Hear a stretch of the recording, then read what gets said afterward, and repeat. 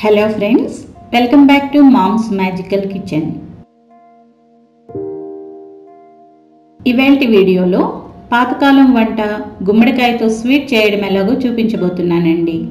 దీన్ని చాలా ఈజీగా ఫాస్ట్గా చేసేసుకోవచ్చు. మరి దీన్ని ఎలా తయారు చేయాలో చూద్దామా? ముందు అడుగు మందంగా ఉన్న గిన్నె కానీ ప్యాన్ కానీ తీసుకోవాలి. ఇందులో శుభ్రంగా కడిగి కట్ చేసుకున్న గుమ్మడికాయ ముక్కలు వేయాలి. గుమ్మడికాయ చెక్కు తీయకుండానే ముక్కలు కట్ చేసుకోవాలండి, లేదంటే ముక్కలు బాగా మెత్తబడిపోతాయి. లోపలి గుజ్జు విత్తనాలు కూడా తీయాల్సిన పని లేదు, అలాగే వండేసుకోవచ్చు. ఇప్పుడు 1 కప్పు బెల్లం వేయాలి.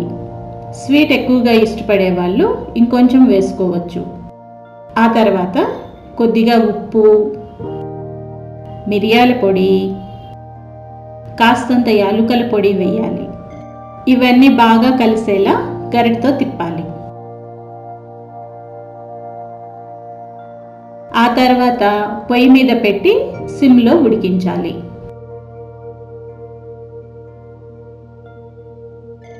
నాలుగైదు నిమిషాల్లోనే బెల్లం కరగడం మొదలవుతుంది.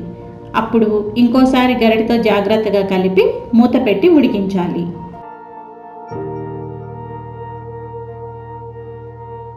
మరో 5 నిమిషాల్లోనే ముక్కల్లో నుండి నీళ్లూరడం మొదలవుతుంది.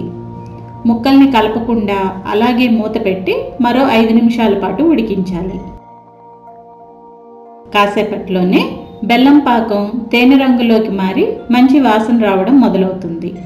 గుమ్మడి ముక్కల చెక్కు కొద్దిగా వడలినట్లుగా ముడుచుకోవడం మొదలవుతుంది.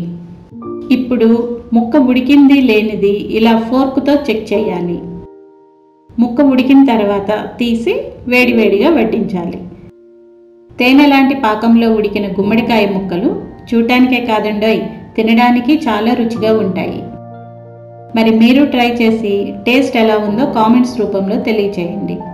మరిన్ని హెల్దీ రెసిపీస్ కోసం మా ఛానల్కు సబ్స్క్రైబ్ చేయండి. మరో రెసిపీతో మళ్ళీ కలుద్దాం. సెలవు.